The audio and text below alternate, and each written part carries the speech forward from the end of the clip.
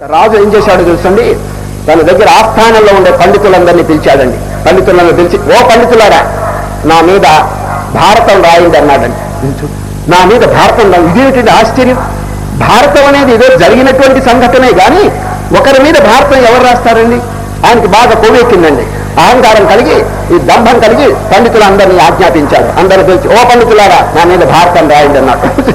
మారు మాట్లాడబాకండి, 6 నెలలు టైం ఇచ్చాను, మీ భోజన సామగ్రి అంతా పంపిస్తాను, నా మీద 18 పర్వాలు భారతం రాయండి అన్నా.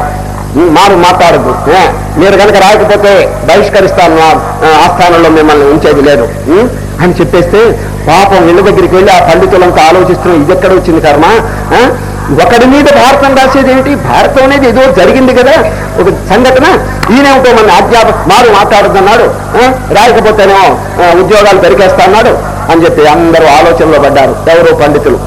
5 నెలలు పూర్తయిందండి. ఈయన గారు భోజన సామగ్రి పంపిస్తున్నాడు, పండితులంతా బాగా శుభ్రంగా భోజనం చేస్తున్నారని. 5 నెలలు అయిన తర్వాత పండితుల నాయకుడిని పిలిచాడండి. ఎవరు? రాజుగారు. ఏమండి, భారతం రాస్తున్నారా? ఎన్ని పర్వాలు పూర్తయింది నా మీద అన్నాడు. స్వామి, కలం పెట్టామండి పేపర్ మీద, 2 సందేహాలు పట్టుకున్నాయి, అందువల్ల మేము ఆ సందేహాలు తీర్చలేక అట్లాగే ఉన్నాం, ఇంతవరకు ఏం మొదలుపెట్టి. ఏమిటి ఆ సందేహం అన్నారు? భారతము పాండవులు 12 సంవత్సరాలు అరణ్యంలో ఉన్నారు, 1 సంవత్సరం అజ్ఞాతవాసం చేశారు, మీరేమో భారతం రాయమన్నారు. మరి దేవరవారు 12 సంవత్సరాలు ఏ అరణ్యంలో ఉంటారో మాకు తెలియదు, ఏ వేషం వేస్తారో అది మాకు తెలియదు, మిమ్మల్ని అడిగి తెలుసుకోవాలని చెప్పి ఇంతవరకు ఆగినామన్నారు.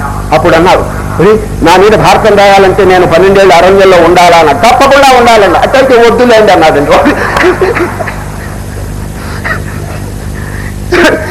ఎంత కొవ్వెక్కిన మాటలు మాట్లాడుతున్నాడు చూడండి.